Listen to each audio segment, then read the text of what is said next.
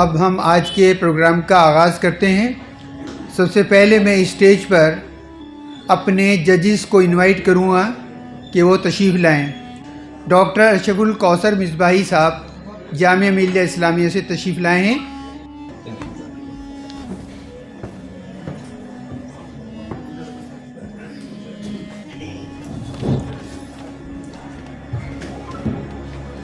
ہمارے دوسرے جج معزز شاعر محترم جناب متین امروہوی صاحب سے درخواست کروں گا کہ وہ تشریف لائیں۔ محترم متین امروہوی صاحب۔ ہمارے تیسرے جج دہلی گورنمنٹ کے اسکول کے سابق پرنسپل ڈاکٹر نبی صدیقی صاحب ہیں۔ میں محترم جناب ڈاکٹر نبی صدیقی صاحب سے درخواست کروں گا کہ وہ اسٹیج پر تشریف لائیں۔ پروگرام کا آغاز قرآن پاک کی چند آیات سے کرتا ہوں۔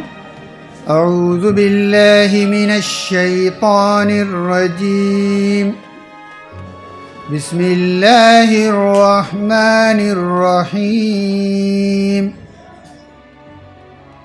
وقال الذین کفروا لا تسمعوا لهذا القرآن والغوا فيه لعلكم تغلبون فلنذيقن الذين كفروا عذابا شديدا ولنجزينهم أسوأ الذي كانوا يعملون ذلك جزاء أعداء الله النار لهم فيها دار الخلد جزاء بما كانوا بآياتنا يجحدون صدق الله العلي العظيم وصدق رسوله النبی الکریم۔ میں اب جناب متین امروہی صاحب کو دعوت دینا چاہتا ہوں کہ وہ آپ کے سامنے آ کر نعت پاک پیش کریں۔ جناب متین امروہی صاحب۔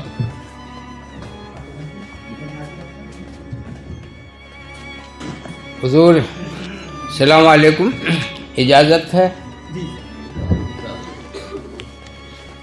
پہلے نعت سے پہلے ایک قطع ملاحظہ فرمائیے، بچوں کی نظر ہے یہ بھی آپ حضرات کی، کہ دربار مصطفیٰ کے جو دربان ہو گئے، دربار مصطفیٰ کے جو دربان ہو گئے، وہ لوگ کل جہان کے سلطان ہو گئے، وہ لوگ کل جہان کے سلطان ہو گئے۔ یہ معجزہ ہے آپ کا منہ بولتا ہوا حضور صلی اللہ علیہ وسلم کا، یہ معجزہ ہے آپ کا منہ بولتا ہوا بچے ہمارے حافظ قرآن ہو گئے۔ یہ معجزہ ہے آپ کا منہ بولتا ہوا بچے ہمارے حافظ قرآن ہو گئے۔ دربار مصطفیٰ کے جو دربان ہو گئے، وہ لوگ کل جہان کے سلطان ہو گئے۔ نعت ہے یہ، حضرت امیر خسرو کی زمین میں ہے۔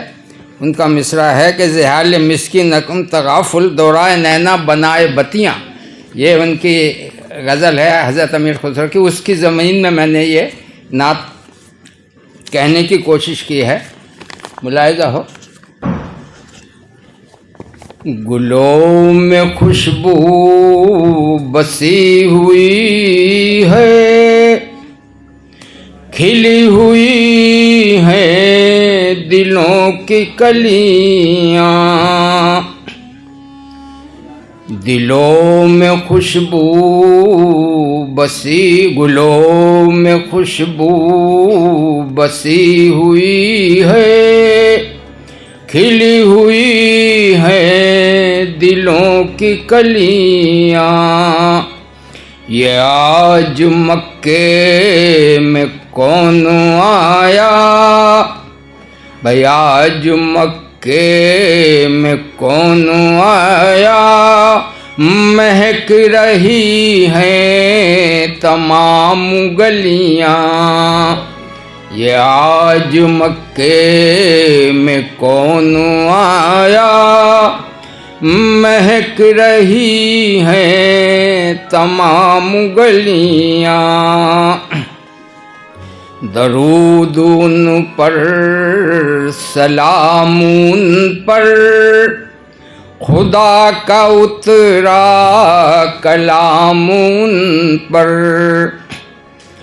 درود ان پر سلام ان پر، خدا کا اترا کلام ان پر۔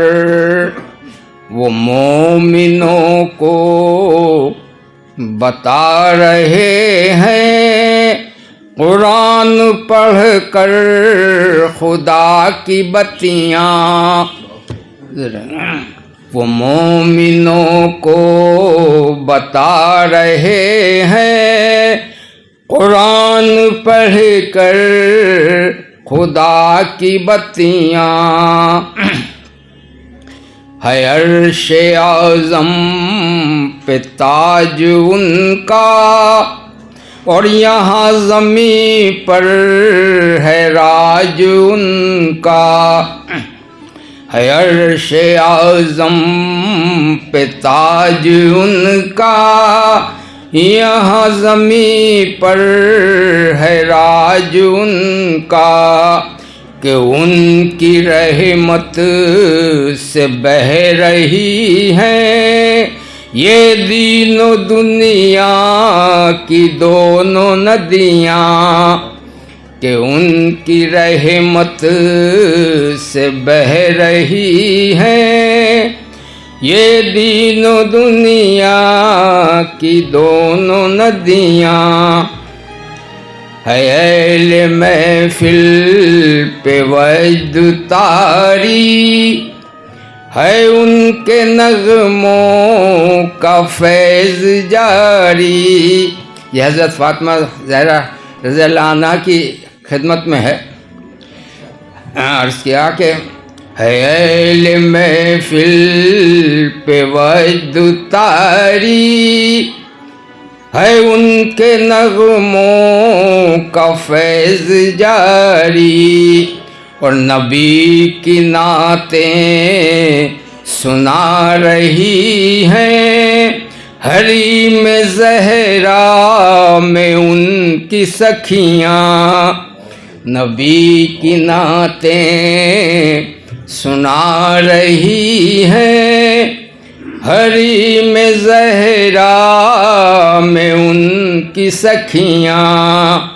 اور شعر دیکھیں، ہے ان سے ملنے کی بے قراری، کہ آ بھی جائیں میں صدقے واری، ہے ان سے ملنے کی بے قراری، کہ آ بھی جائیں میں صدقے واری، کہ ان کی آمد سے ہوں گی روشن، کہ ان کی آمد سے ہوں گی روشن یہ میرے غم کی اندھیری رتیاں، کہ ان کی آمد سے ہوں گی روشن یہ میرے غم کی اندھیری رتیاں۔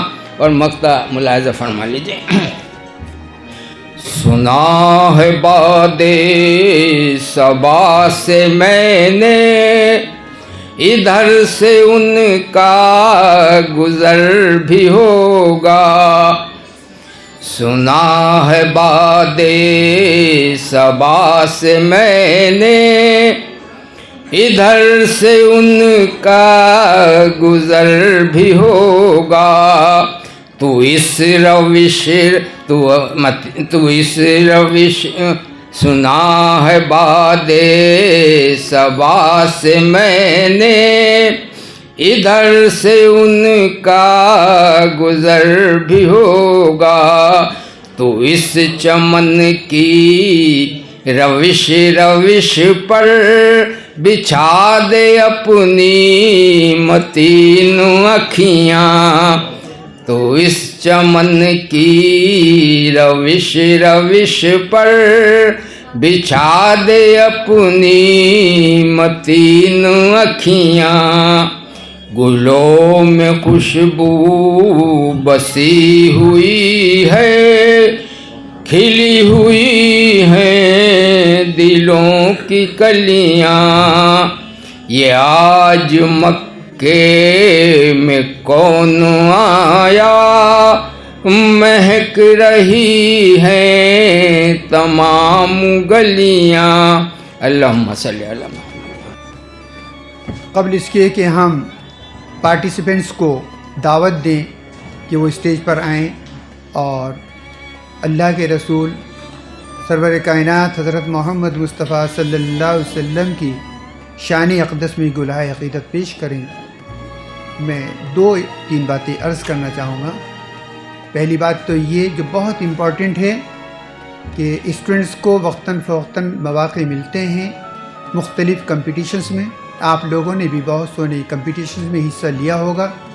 ہر کمپٹیشن کے اپنے پروٹوکول ہوتے ہیں، لیکن آج کا یہ پروگرام چونکہ اس ذات اقدس کے لیے ہے کہ جس کا ادب بھی ضروری ہے، جس کا احترام بھی ضروری ہے، اور اس میں ذرہ برابر کمی جو ہے وہ ہمارے لیے نقصان کا باعث ہو سکتی ہے۔